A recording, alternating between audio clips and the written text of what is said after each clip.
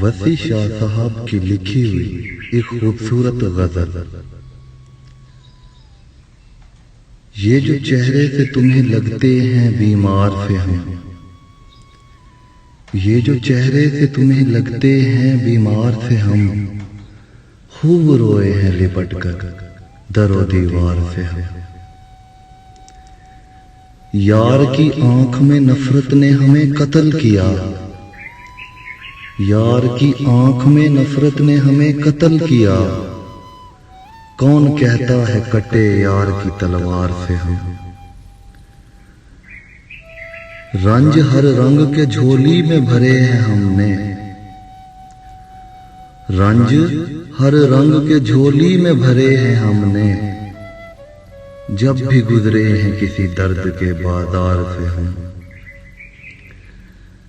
इश्क में हुक्म अदूली भी हमें आती है, इश्क में हुक्म अदूली भी हमें आती है।